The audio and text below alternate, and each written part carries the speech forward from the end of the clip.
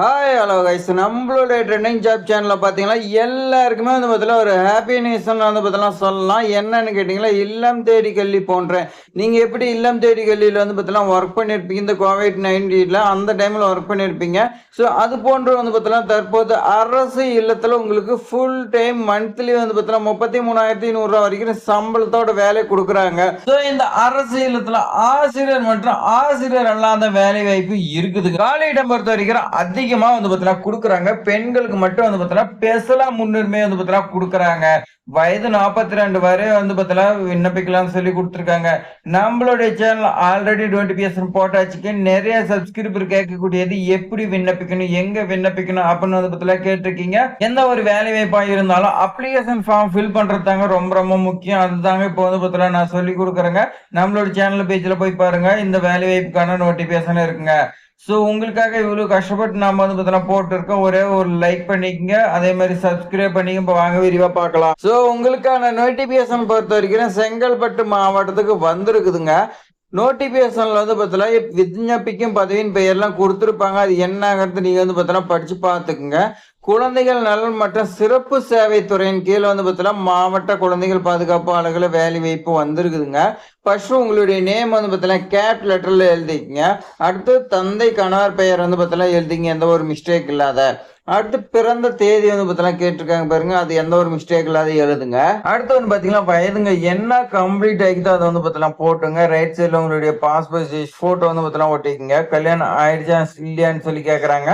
ஆமான்னு சொல்லி போடுங்க, இல்லையா இல்லைன்னு சொல்லி வந்து பார்த்தீங்கன்னா போட்டுருங்க. தொடர்பு கொள்ள முகவரியை உங்களுடைய போஸ்ட் நம்பரோட வந்து பார்த்தீங்கன்னா சொல்லியிருக்காங்க. பின்கோடு, தொலைபேசி நம்பர், உங்களுடைய மொபைல் நம்பர் தப்பு இல்லாத வந்து பார்த்தீங்கன்னா எழுதிங்க. அவங்க வந்து பார்த்தீங்கன்னா கான்டாக்ட் பண்றதுக்கு மொபைல் நம்பர் எழுதிட்டீங்களா, அடுத்து மெயில் ஐடி வந்து பார்த்தீங்கன்னா கேட்கறாங்க. எந்த ஒரு மிஸ்டேக் இல்லாத எழுதிங்க. கல்வி தகுதி வந்து பார்த்தீங்கன்னா கேட்டிருக்காங்க. இந்த கல்வி தகுதி பொறுத்த வரைக்கும் ஒவ்வொரு போஸ்டிங்க்கு ஒவ்வொரு மாதிரி வந்து பார்த்தீங்கன்னா கேட்டிருப்பாங்க. அது என்னங்கிறது நீங்க வந்து பார்த்தீங்கன்னா பார்த்து போட்டுங்க. கூடுதல் ஏதாவது வந்து பார்த்தீங்கன்னா உங்ககிட்ட தகுதி இருக்குதான்னு சொல்லி கேட்கறாங்க. இருந்தா போடுங்க, இல்லைன்னா விட்டுருங்க. அடுத்து வந்து பார்த்தீங்கன்னா பணி அனுபவம் பற்றி வந்து பார்த்தீங்கன்னா கேட்கறாங்க. அதுக்கு ஃபர்ஸ்ட் நீங்க வந்து பார்த்தீங்கன்னா எத்தனை இடத்துல ஒர்க் பண்ணியிருந்தாலும் 1, 2, 3 போட்டு வந்து பார்த்தீங்கன்னா எத்தனை இடத்துல இருந்தாலும் எழுதுங்க. 1 போட்டுங்க. அடுத்து நிறுவனத்தின் பெயர், எங்க ஒர்க் பண்ணீங்க, தனியாரோ இல்ல வந்து பார்த்தீங்கன்னா அரசு எதுலயாவது தற்காலிகமா நீங்க ஒர்க் பண்ணியிருப்பீங்க, அதை கூட நீங்க வந்து பார்த்தீங்கன்னா போட்டுக்கலாம்.